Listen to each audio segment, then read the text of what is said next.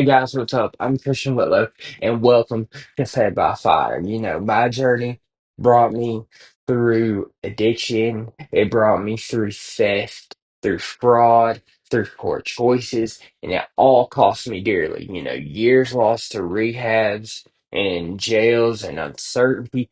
But today, rise each morning for a steady job, return to my own home, and hold full custody of my daughter. Raising her reminds me daily, the second chance that I fought for and that I'm so blessed to have it. This show exists because of you, for your comments and your support, means that absolute world to me, especially to somebody, trying to rebuild their life. And tonight we examine three urgent federal cases, from this week: a cartel leader's son facing justice, a physician betraying public trust, and an online network that was endangering children. These stories, they reveal patterns worth understanding so we can all, make wiser choices and just, hear me out. Imagine the gravity in a Chicago federal courtroom this week when Joaquin Guzman Lopez, 39, son of infamous Joaquin El Chapo Guzman Lorea, rises to enter his plea guilty to drug conspiracy and leading a continuing criminal enterprise. These charges mandate at least 10 years in prison, potentially life, alongside an $80 million forfeiture.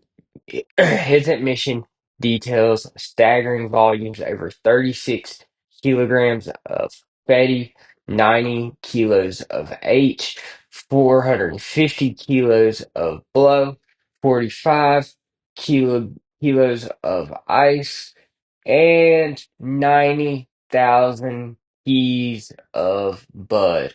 All right, coordinated into the United States.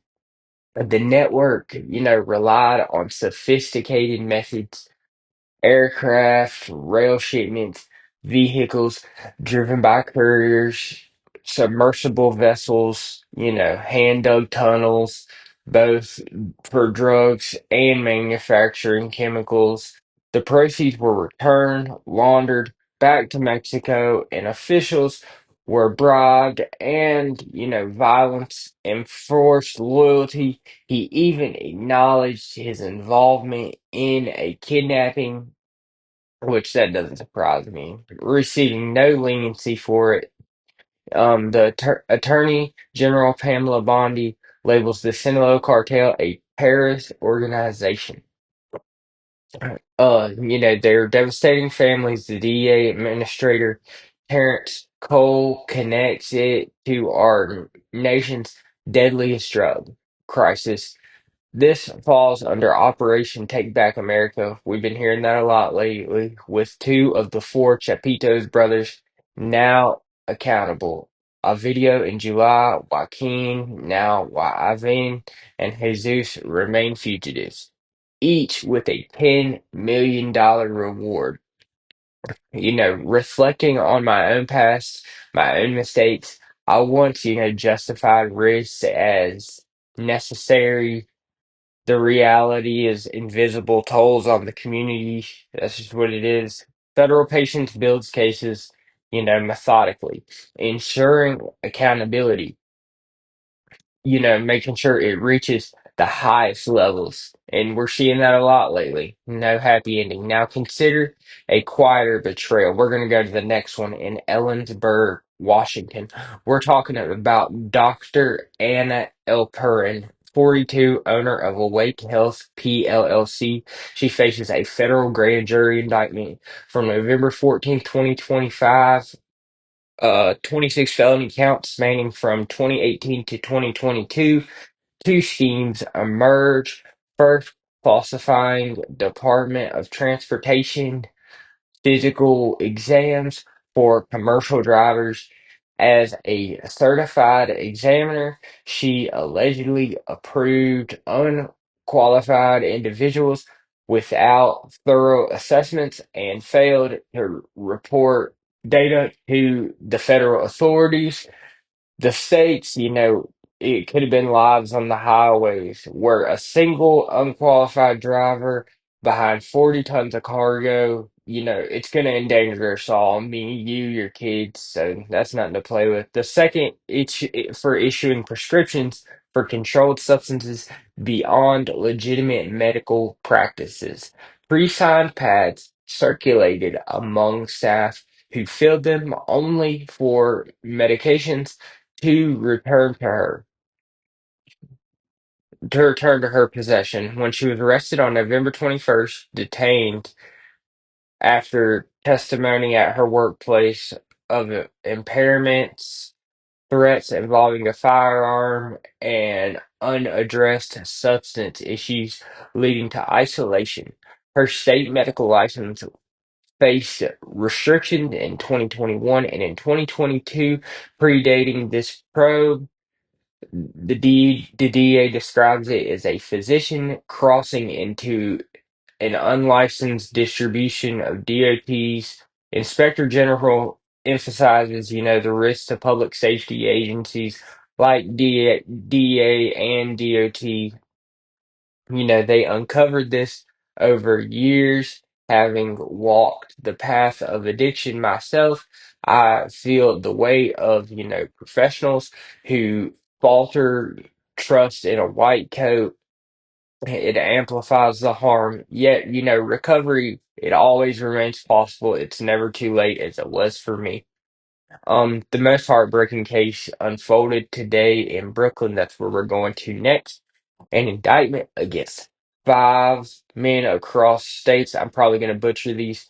Hector Bumedez, 29 of Queens, Zachary Doss, 26 of Albuquerque, Romaldo Valdez, 22 of Honolulu, David Brahante, 26 of San Diego, Camden Rodriguez, 22 of Longmont, were all leaders of Greggy's cult, operating via Discord from 2020 to 2021.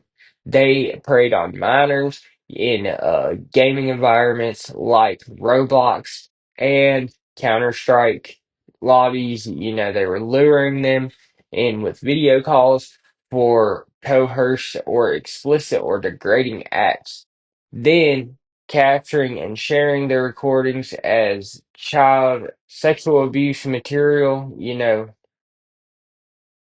It met extortion, malware deployment. It was fabricated accusations and demands for loyalty signs, like writing group names on their skin. The group encouraged self-harm and worse, predating networks like 764. The Attorney General Pam Bondi vows no refuge for predators. The FBI Director Kash Patel stresses, keyboard anonymity falls part of Project Safe Childhood with arrests nationwide. Parents foster open talks about online strangers, review chats together. Here's some tips. Call 1-800 call FBI if if you're dealing with that, or these cases go from cartels to clinics to screens to show how threats evolve, but vigilance endures. I share my story not for pity, but proof. From chaos to custody, stability to purpose. Resources are in, the description.